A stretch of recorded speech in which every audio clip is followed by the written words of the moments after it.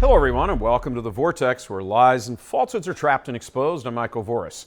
Starting premises, first principles, foundational things, whatever you want to call them, they matter.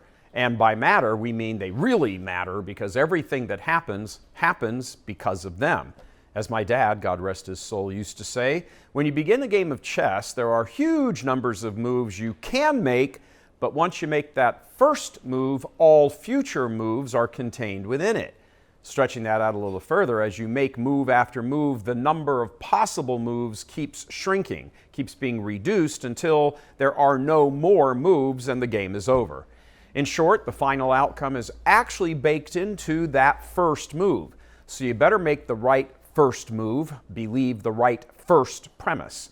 That's how it is with life, both on earth and, most importantly, the next life. So let's focus on the starting premise, which will contain within itself the final outcome. First, God is a Trinity, an undivided unity of three divine persons. That immediately eliminates all world religions except Christianity from any kind of consideration of being worthy of belief. Hinduism, Islam, and so forth, they are false because their starting premises are false and therefore lead to a false final outcome. Then, within Christianity, based on the premise that the eternal Logos incarnated to save humanity from its fallen state and consequent damnation, Jesus Christ established a church, one church. That immediately eliminates all other brand or flavors of Christianity except Catholicism from any kind of consideration of being worthy of belief, because it was and is the Catholic Church alone that he established. The founder of the Catholic Church, being divine, therefore gives to the Catholic Church a single identity and purpose not present in any other religion or so-called church, no matter the intentions or the goodwill of their members. See how the starting premise eliminates everything else pretty quickly? As the 19th century Spanish philosopher Juan Donoso Cortés said, and we have repeated numerous times, Catholicism is the law of life, the life of the intelligence, the solution of all problems. Catholicism is the truth, and everything that departs from it one iota is disorder, deception, and error. It must be that way if the starting premise is correct, which it is. Philosophy is very much like mathematics in this regard. The final outcome was, is, and always will be just one correct answer. There cannot be many right answers.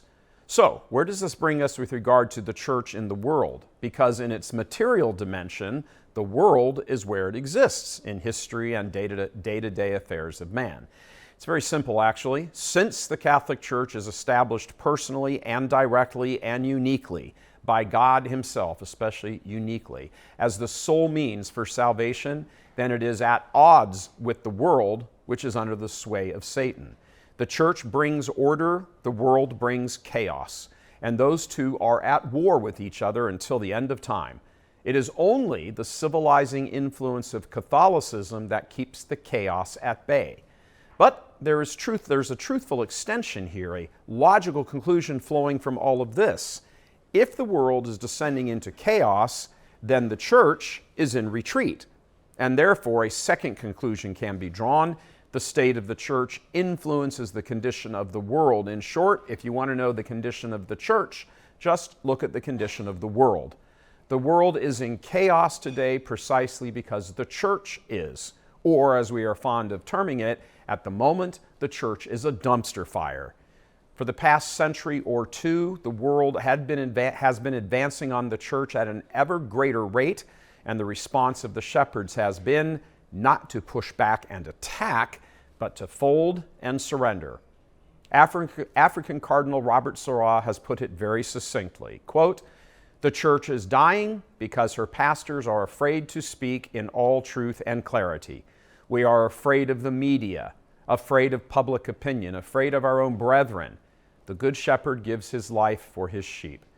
That statement clearly defines the battle lines between the church and the world. And notice who the esteemed cardinal identifies first as being the world: the media. The proxy war being fought between the world and the church is one between the media and the cowardly bishops who will not stand up for truth because of what will come their way.